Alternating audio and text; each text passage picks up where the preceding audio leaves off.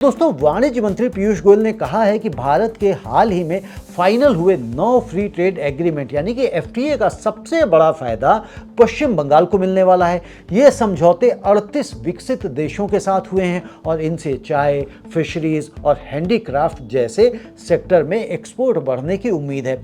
सरकार का कहना है कि इससे युवाओं और महिलाओं के लिए रोजगार के नए मौके भी बनेंगे। दोस्तों, ये क्यों हुआ है? तो भारत पिछले कुछ वर्षों से एक साफ रणनीति पर काम कर रहा है। बड़े स्लो मूविंग मल्टीलेटरल फोरम की जगह देश दर देश या ब्लॉक दर ब्लॉक एफटीए साइन करना, ताकि मार्केट एक्सेस जल्दी मिले।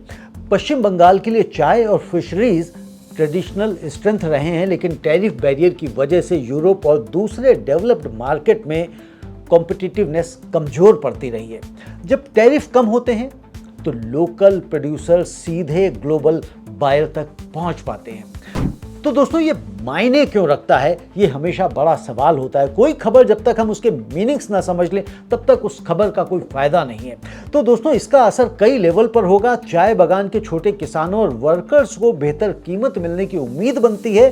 फिशरीज सेक्टर में एक्सपोर्टर्स के लिए नए मार्केट खुलते हैं। हैंडीक्राफ्ट में महिलाओं और ग्रामीण आर्टिजन को सीधा फायदा हो सकता है और इंडस्ट्री के लिए यह इन्वेस्टमेंट अट्रैक्ट करने का मौका है, क्योंकि जो कंपनी डेवलप्ड मार्केट में ड्यूटी फ्री एक्सेस चाहती हैं वो पश्चिम बंगाल में मैन्युफैक्चरिंग बेस बना सकती हैं।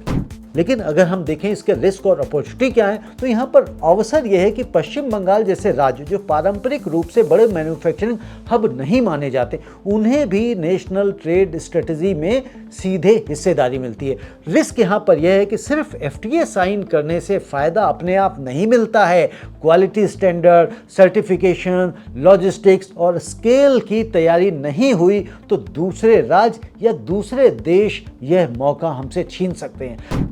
अगर आप इसके लॉन्ग टर्म इम्पैक्ट की बात करें तो 1-2 महीने में तो असर दिखने की उम्मीद कम ही है, क्योंकि एफटीए का फायदा एक्सपोर्ट डेटा में दिखने में समय लेता है। 1 साल में चाय और फिशरीज एक्सपोर्ट वॉल्यूम में हल्की ग्रोथ जरूर दिखाई दे सकती है, और 5 साल की बात करें, लॉन्ग टर्म की बात करें, तो अगर इंफ्रास्ट्रक्चर और क्वालिटी कंट्रोल साथ साथ मजबूत हुए तो पश्चिम बंगाल ईस्टर्न इंडिया का एक नया एक्सपोर्ट गेटवे बन सकता है।